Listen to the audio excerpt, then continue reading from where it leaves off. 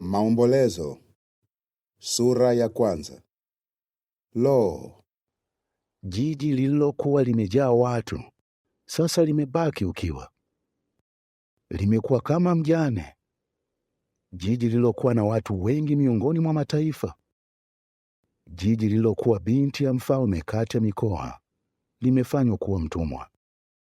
binti huyo analia sana usiku, na machozi yake yamefunika mashavu yake. Miongoni mwa wapenzi wake wote hakuna yeyote wa kumfariji. Marafiki zake wote wamemsaliti, wamekuwa maadui wake. Yuda amepelekwa uhamishoni kwa mateso na utumwa wa kikatili. Ni lazima akae miongoni mwa mataifa, hana mahali pa kupumzika. Wote waliokuwa wakimtesa wamemkabili katika mateso yake. Barabara zinazoelekea Sayuni zinaomboleza, kwa sababu hakuna yeyote anayekuja kwenye sherehe. Malango yake yote yamebaki ukiwa, makuhani wake wanalia kwa uchungu. Mabikira wake wanaomboleza, na analia kwa maumivu makali. Wapinzani wake sasa ni mabwana wakubwa wake, maadui wake hawajali, kwa maana Yehova amemletea huzuni kwa sababu ya dhambi zake nyingi. Adui amewapeleka watoto wake utekwani. Fahari yote ya binti ya Sayuni imetoweka. Wakuu wake ni kama paa dume waliokosa malisho, nao wanatembea kwa uchovu mbele ya yule anayewafuatia. Katika siku za mateso yake na za kukosa makao, Yerusalemu hukumbuka vitu vyote vyenye thamani vilivyokuwa vyake siku za zamani za kale. Watu wake walipotiwa mikononi mwa adui, naye hakuwa na msaidizi. Maadui walimuona na kumcheka alipoanguka. Yerusalemu ametenda dhambi nzito sana, ndio sababu amekuwa kitu kinachochukiza sana. Wote waliokuwa wakimheshimu sasa wanamtendea kama kitu kinachodharauliwa, kwa maana wameuona uchi wake. Yeye mwenyewe analia kwa maumivu na kujificha kwa aibu. Uchafu wake umo ndani ya mavazi yake. Hakufikiria wakati wake ujao. Alianguka kwa njia ya kushangaza, hana yeyote wa kumfariji. Ee Yehova, yaangalie mateso yangu, kwa sababu adui amejitukuza. Adui amechukua hazina zake zote, kwa maana ameona mataifa yakiingia mahali pake patakatifu, watu ulioamuru wasiingie katika kutaniko lako. Watu wake wote wanalia kwa uchungu, wanatafuta mkate. Wamewapa vitu vyao vyenye thamani ili wapate kitu cha kula, angalau waendelee kuishi. Tazama, Ee Yehova, uone kwamba nimekuwa kama mwanamke asiyefaa kitu. Enyi nyote mnaopita njiani, mateso yangu kwenu si kitu? Tazameni muone. Je, kuna maumivu kama maumivu niliyoletewa, ambayo Yehova aliniletea katika siku ya hasira yake kali? Kutoka juu sana ameushusha moto mifupani mwangu, na anautiisha kila mfupa. Ametandaza wavu wa kunasa miguu yangu. Amenilazimisha nirudi nyuma. Amenifanya kuwa mwanamke aliyeukiwa. Mchana kutwa mimi ni mgonjwa. Dhambi zangu zimefungwa kama nira. Mkono wake umezifunga pamoja. Zimewekwa shingoni mwangu, nami nimeishiwa na nguvu. Yehova amenitia mikononi mwa watu ambao siwezi kuwapinga. Yehova amewatupa pembeni watu wote wenye nguvu kati yangu. Ameukusanya umati wa watu dhidi yangu ili kuwaponda vijana wangu wa kiume. Yehova amemkanyaga binti bikira wa Yuda katika shinikizo la divai. Ninalia kwa sababu ya mambo haya. Macho yangu yanatiririka machozi, kwa maana yeyote ambaye angenifariji au kuniburudisha yuko mbali sana nami. Wanangu wamebaki ukiwa, kwa maana adui ameshinda. Sayuni amenyoosha mikono yake, hana wa kumfariji. Yehova amewaagiza maadui wote wanaomzunguka Yakobo wamshambulie. Yerusalemu limekuwa kitu cha kuchukiza sana kwao. Yehova ni mwadilifu, kwa kuwa nimeasi amri zake. Sikilizeni, enyi mataifa yote, mwone maumivu yangu. Mabikira wangu na vijana wangu wa kiume wamepelekwa utekwani. Nimewaita wapenzi wangu, lakini wamenisaliti. Makuhani wangu na wazee wangu wameangamia jijini, walipokuwa wakitafuta chakula ili waendelee kuishi. Tazama, Yehova, kwa maana ninateseka sana. Matumbo yangu yanasukasuka. Moyo wangu umepinduka ndani yangu, kwa maana nimekuwa mwasi kabisa. Nje upanga unaangamiza, ndani ya nyumba ni kama kifo. Watu wamesikia kilio changu cha uchungu, hakuna yeyote wa kunifariji. Maadui wangu wote wamesikia kuhusu msiba wangu, wanashangilia kwa sababu uliuleta. Lakini utaleta siku uliyotangaza, wakati huo watakuwa kama mimi. Uovu wao wote na uje mbele zako, na uwatese vikali, kama tu ulivyonitesa vikali kwa sababu ya dhambi zangu zote. Kwa maana vilio vyangu vya uchungu ni vingi, na moyo wangu ni mgonjwa. Sura ya pili. Jinsi Yehova alivyomfunika binti ya Sayuni katika wingu la hasira yake. Ameutupa chini urembo wa Israeli kutoka mbinguni mpaka duniani. Hajakumbuka kiti cha miguu yake katika siku ya hasira yake. Yehova ameyameza makao yote ya Yakobo bila huruma. Katika hasira yake amebomoa ngome za binti ya Yuda. Ameushusha chini ardhini na kuuchafua ufalme na wakuu wake. Kwa hasira kali amezikata nguvu zote za Israeli. Aliuondoa mkono wake wa kuume adui alipokaribia. Na katika Yakobo aliendelea kuwaka kama moto ulioteketeza kila kitu kilicho karibu. Ameukunja upinde wake kama adui. Mkono wake wa kuume uko tayari kama adui. Aliendelea kuwaua wote wanaotamanika machoni. Naye aliimwaga ghadhabu yake kama moto katika hema la binti ya Sayuni. Yehova amekuwa kama adui. Ameimeza Israeli. Ameimeza minara yake yote. Ameziharibu ngome zake zote. Na katika binti ya Yuda anafanya maombolezo na kilio kiwe kingi. Anakitendea kwa ukatili kibanda chake, kama kibanda kilicho katika bustani. Amekomesha sherehe yake.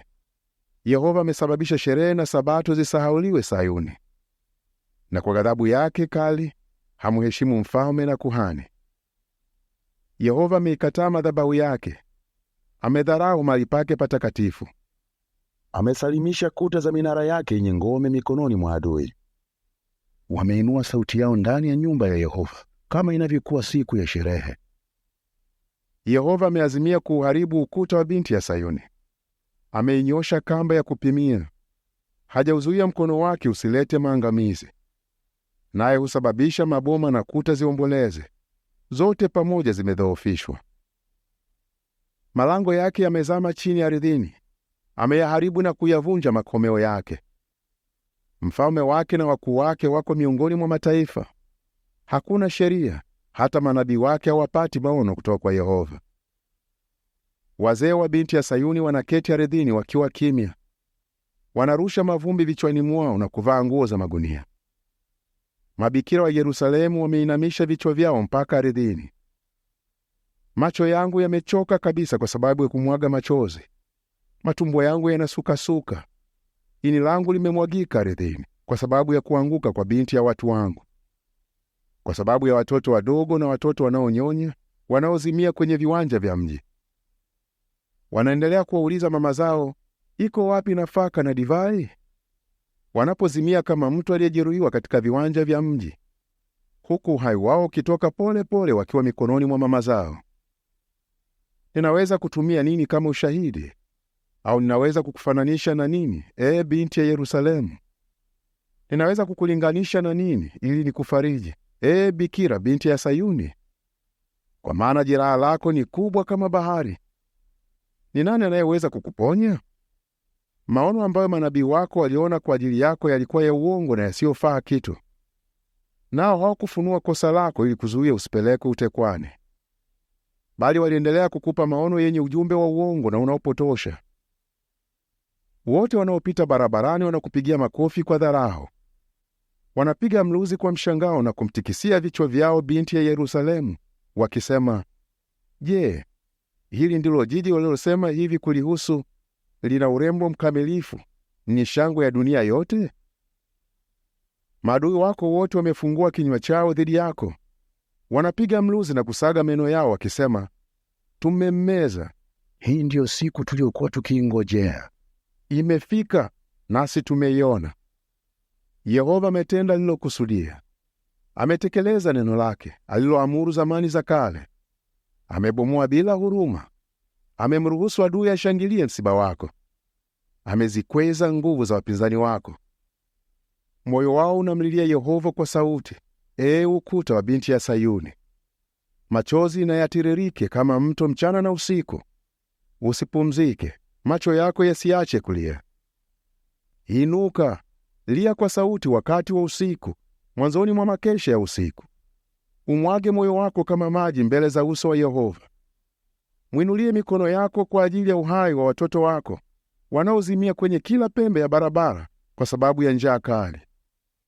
Tazama, ee Yehova, umwone yule uliyemtesa vikali. Je, wanawake wanapaswa kuendelea kula uzao wao wenyewe, watoto wao wenyewe waliokomaa? Au je, makuhani na manabii wanapaswa kuuawa mahali patakatifu pa Yehova? Mvulana na mwanamume mzee wamelala chini barabarani wakiwa wamekufa. Mabikira wangu na vijana wangu wa kiume wameuawa kwa upanga. Umeua katika siku ya hasira yako, umechinja bila huruma. Unakusanya vitisho kutoka kila upande kana kwamba ni siku ya sherehe. Katika siku ya ghadhabu ya Yehova, hakuna yeyote aliyeponyoka wala kuokoka. Wale niliowazaa na kuwalea, adui yangu aliyowaangamiza kabisa. Sura ya 3. Mimi ndiye mwanamume aliyepata mateso kwa sababu ya fimbo ya ghadhabu yake. Amenifukuza naye hunifanya nitembee gizani, si nuruni. Kwa kweli yeye huniadhibu tena na tena kwa mkono wake mchana kutwa. Ameudhoofisha mwili wangu na ngozi yangu. Ameivunja mifupa yangu. Amenizingira. Amenizungushia sumu kali na taabu. Amenilazimisha niketi katika sehemu zenye giza, kama watu waliokufa zamani za kale. Amenizungushia ukuta, hivi kwamba siwezi kutoroka. Amenifunga kwa pingu nzito za shaba. Na ninapolilia sana msaada, yeye hukataa sala yangu. Ameviziba vijia vyangu kwa mawe yaliyochongwa. Amezifanya barabara zangu zipinde. Anagojea kunivizia kama dubu, kama simba aliye mafichoni. Amenisukuma kutoka kwenye vijia na kunirarua vipande vipande. Amenifanya nibaki ukiwa. Ameukunja upinde wake, naye hunifanya niwe shabaha ya mshale wake. Amezichoma figo zangu kwa mishale ya podo lake. Nimekuwa kichekesho kwa mataifa yote, kichwa cha wimbo wao mchana kutwa. Amenijaza mambo machungu na kunikoleza kwa pakanga. Huyavunja meno yangu kwa changarawe. Hunifanya nijikunyate kwa uoga katika majivu. Unaninyima amani. Nimesahau lililo jema. Kwa hiyo ninasema, fahari yangu imetoweka, na pia matarajio yangu kwa Yehova. Kumbuka mateso yangu na hali yangu ya kukosa makao, pakanga na sumu kali. Kwa hakika utakumbuka na kuinama juu yangu. Ninakumbuka hili moyoni mwangu, ndiyo sababu nitaonyesha mtazamo wa kungojea. Hatujaangamia kwa sababu ya upendo mshikamanifu wa Yehova, kwa maana rehema zake hazikomi kamwe. Ni mpya kila asubuhi, uaminifu wako ni mwingi sana. Nimesema, Yehova ni fungu langu, ndiyo sababu nitaonyesha mtazamo wa kumngojea yeye. Yehova ni mwema kwa yule anayemtumaini, kwa mtu anaendelea kumtafuta. Ni jambo jema kungojea kimya kimya wokovu wa Yehova. Ni jambo jema kwa mwanamume kubeba nira wakati wa ujana. Acha akae peke yake na kunyamaza Mungu anapoiweka juu yake. Acha atie kinywa chake mavumbini, huenda ikawa bado kuna tumaini. Acha ampe shavu lake yule anayempiga. Acha tukanwe vya kutosha. Kwa maana Yehova hatatutupa mbali milele. Ingawa amesababisha huzuni, ataonyesha pia rehema kulingana na upendo wake mwingi sana mshikamanifu. Kwa maana moyo wake haupendi kuwatesa au kuwahuzunisha wanadamu. Kuwaponda chini ya nyayo wafungwa wote wa dunia. Kumnyima mtu haki yake mbele za aliye juu zaidi. Kumlaghai mtu katika kesi yake. Yehova havumilii mambo kama hayo. Kwa hiyo basi, ni nani anayeweza kusema na jambo likatendeka Yehova asipoamuru? Kutoka katika kinywa cha aliye juu zaidi, mambo mabaya na mema hayatoki pamoja. Kwa nini mtu aliye hai alalamike kuhusu matokeo ya dhambi yake? Acheni tuzikague na kuzichunguza kwa makini njia zetu, na acheni tumrudie Yehova.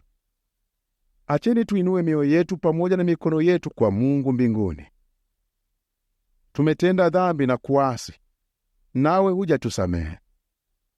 Kwa hasira umeziba njia tusikukaribie. Umetufuatia na kutuua bila huruma. Umeziba kwa wingu njia kukukaribia, ili sala yetu isipenye.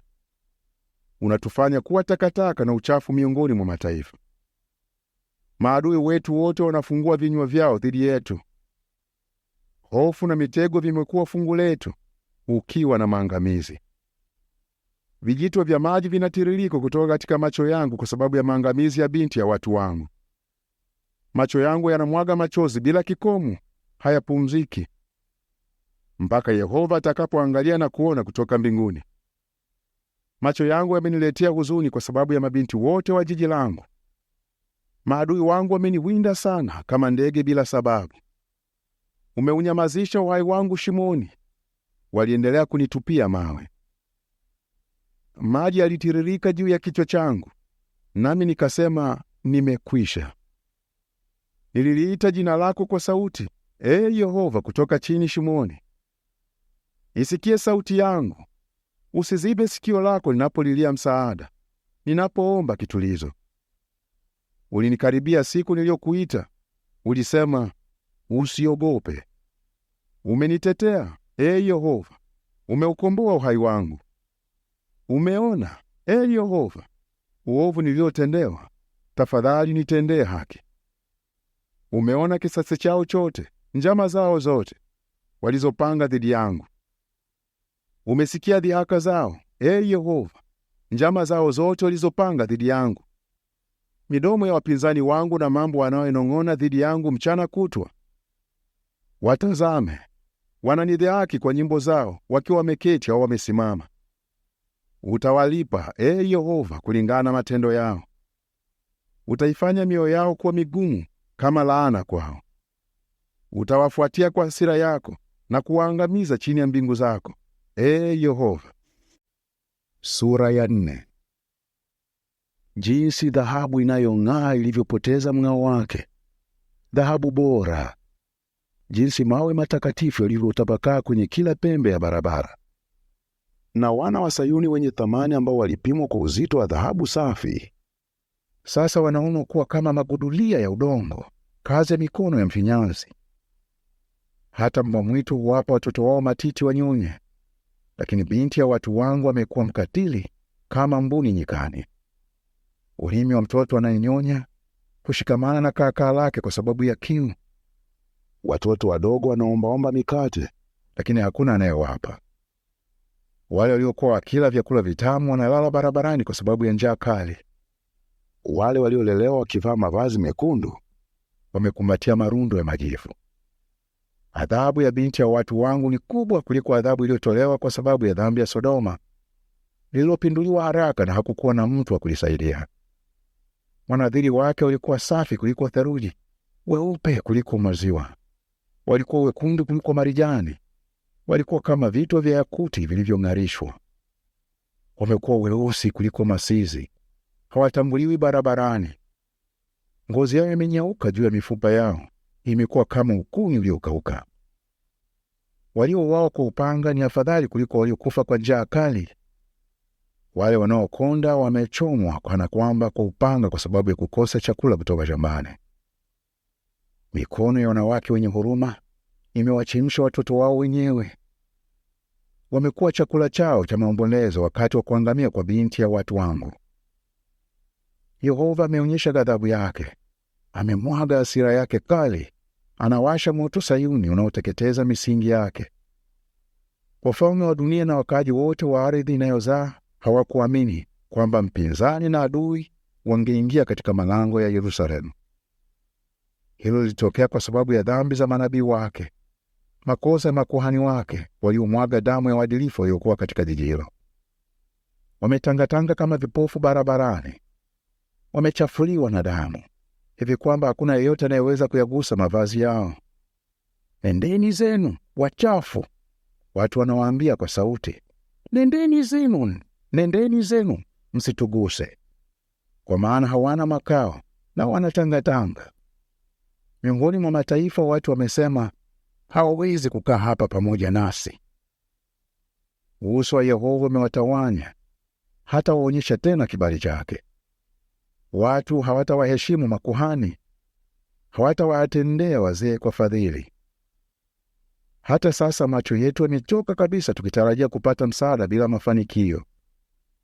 Tulitarajia na kutarajia kupata msaada kutoka kwa taifa ambalo halingeweza kutuokoa. Wametuwinda katika kila hatua hivi kwamba hatungeweza kutembea kwenye viwanja vya jiji letu. Mwisho wetu umekaribia, siku zetu zimekwisha, kwa maana mwisho wetu umefika. Waliotufuatia walikwenda kasi kuliko tai wa angani, walitukimbiza milimani, walituvamia nyikani. Pumzi ya mianzi ya pua zetu, mti wa mafuta wa Yehova, amenaswa katika shimo lao kubwa. Yule tuliyesema hivi kumhusu, tutaishi chini ya kivuli chake miongoni mwa mataifa.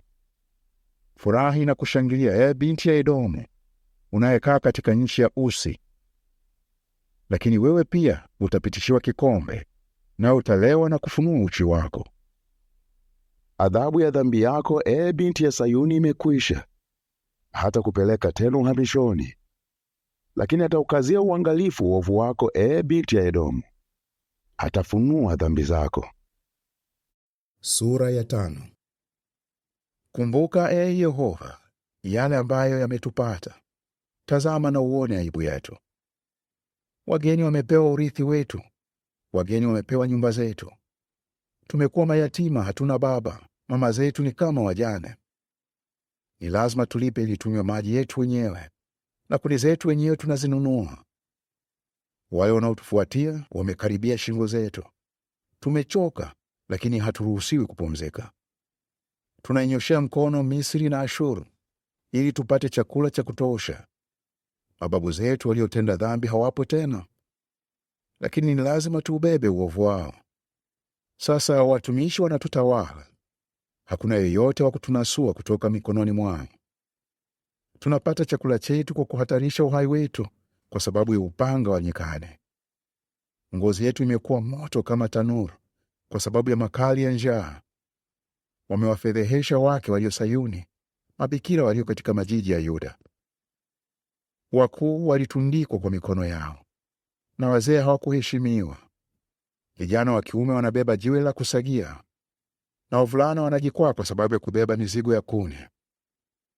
Wazee wametoweka kwenye lango la jiji, vijana wa kiume hawapigi muziki wao. Shangwe imetoweka mioyoni mwetu, dansi zetu zimegeuka kwa maombolezo. Taji limeanguka kutoka kwenye kichwa chetu. Ole wetu kwa sababu tumetenda dhambi. Kwa sababu hiyo, moyo wetu ni mgonjwa, na kwa sababu ya mambo haya, macho yetu yamefifia. Kwa sababu ya mlima Sayuni ambao umeachwa ukiwa, sasa mbweha wanatangatanga juu yake. Lakini wewe, Yehova, umeketi kwenye kiti chako cha ufalme milele. Kiti chako kinadumu kizazi baada ya kizazi.